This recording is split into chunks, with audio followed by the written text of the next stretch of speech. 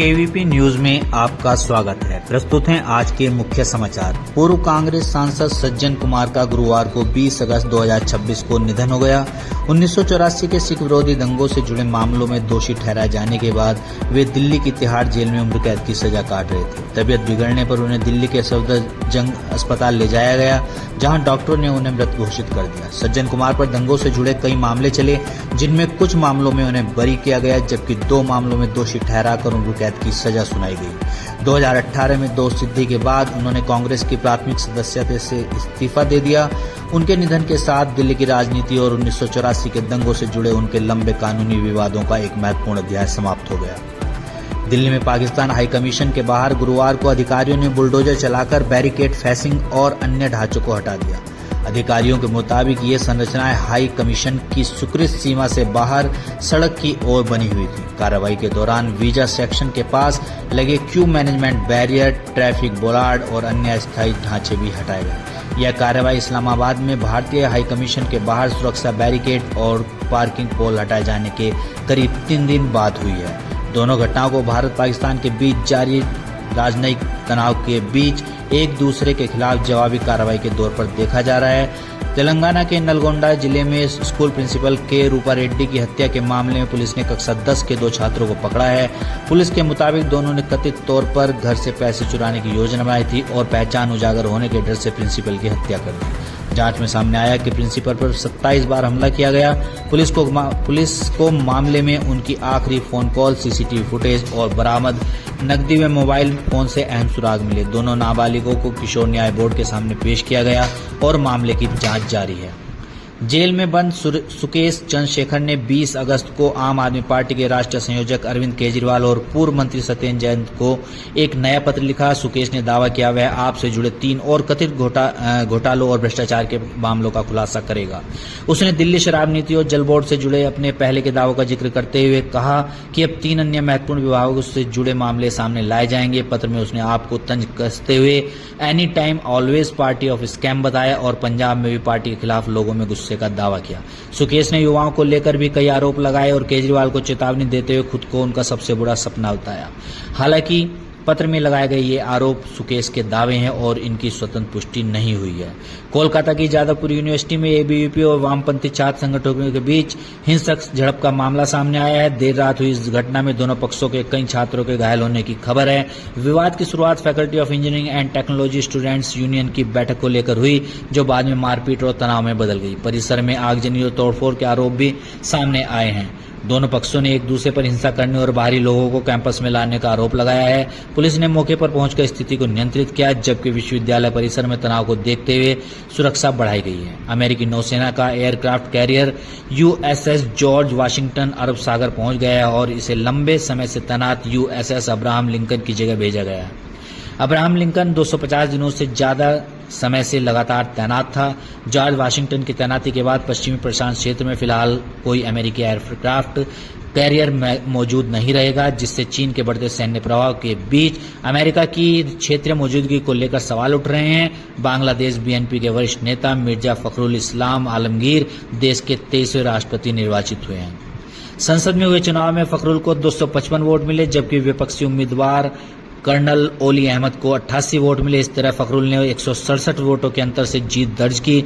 चुनाव परिणाम घोषित होने के बाद प्रधानमंत्री तारिक रहमान ने नए राष्ट्रपति को गुलाब भेंट कर बधाई दी और उन्हें गले लगाया। यह चुनाव बांग्लादेश के 35 साल बाद हुआ पहला कंटेस्टेड राष्ट्रपति चुनाव था। फखरुल शुक्रवार शाम राष्ट्रपति पद की शपथ ले सकते हैं। चीनी की बढ़ती कीमतों के बीच सरकार ने इसके आयात को टैक्स फ्री करने का फैसला किया है, जिससे आने वाले दिनों में घरेलू बाजार में चीनी सस्ती होने की उम्मीद है। पिछले 2 महीनों में चीनी की कीमत 40% बढ़ चुकी है और फिलहाल यह लगभग 55 रुपए प्रति किलो बिक रही है।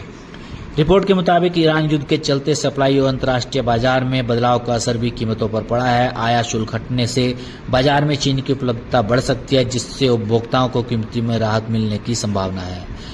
भारतीय शेयर बाजार में गुरुवार को जोरदार तेजी देखने को मिली। सेंसेक्स 628 अंक चढ़कर 77,538 के स्तर पर बंद हुआ, जबकि निफ्टी 155 अंक की बढ़त के साथ 24,232 के करीब पहुंच गया है। 7 कारोबारी सत्रों की गिरावट के बाद बाजार में यह मजबूती वापसी रही।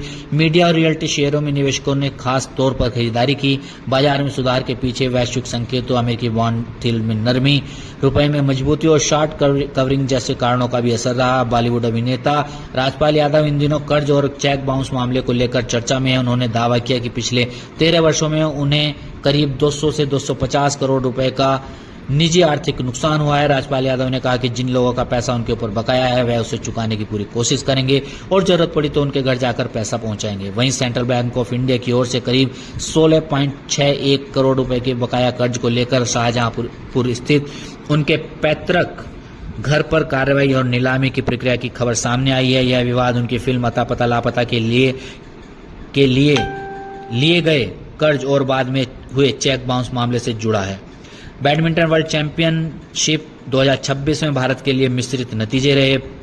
पीवी सिंधु का टूर्नामेंट में सफर समाप्त हो गया, जबकि सात्विक साईराज, रंकी रेड्डी और चिराग शेट्टी की जोड़ी शानदार प्रदर्शन करते हुए टॉप 8 यानी क्वार्टर फाइनल में पहुंच गई। दोनों ने मलेशिया की जुनैदी आरिफ और रॉय किंग याप की जोड़ी को कड़े मुकाबले में हराकर अगले दौर में जगह बनाई। वहीं त्रिशा जोली और गायत्री गोपीचंद की जोड़ी ने भी जापान की रिन इवानागा और की नाकानिशी को 21-16, 21-12 से हराकर क्वार्टर फाइनल में प्रवेश किया। भारतीय भाला फेंक खिलाड़ी और टोक्यो ओलंपियन शिवपाल सिंह पर डोपिंग के दूसरे उल्लंघन के बाद राष्ट्रीय डोपिंग रोधी एजेंसी यानी नाडा के अनुशासनात्मक पैनल ने 10 साल का प्रतिबंध लगाया है। रिपोर्टों के मुताबिक उनके सैंपल में प्रतिबंधित पदार्थ मेथिओनिन पाया गया। यह उनका दूसरा डोपिंग उल्लंघन है, जिसके कारण इस बार सजा और कड़ी की गई है। शिवपाल पहले भी डोपिंग मामले में 4 साल का प्रतिबंध झेल चुके हैं। नए प्रतिबंध के बाद उनकी प्रतिस्पर्धी कैरियर पर गंभीर असर पड़ने की संभावना है। एशियन ओपन में भारतीय खिलाड़ियों ने शानदार प्रदर्शन करते हुए कुल 44 पदक अपने नाम किए। भारत की झोली में 13 गोल्ड, 13 सिल्वर और 18 ब्रॉन्ज मेडल आए, जिसके साथ वह कुल पदकों की संख्या के मामले प्रतियोगिता में नंबर 1 रहा। हालांकि गोल्ड मेडल की संख्या में थाईलैंड भारत से आगे रहा। भारतीय खिलाड़ियों के इन प्रदर्शन को देश के लिए बड़ी उपलब्धि माना जा रहा है और इससे अंतर्राष्ट्रीय स्तर पर भारतीय खेल स्पर्धाओं की मजबूत मौजूदगी भी सामने आई है।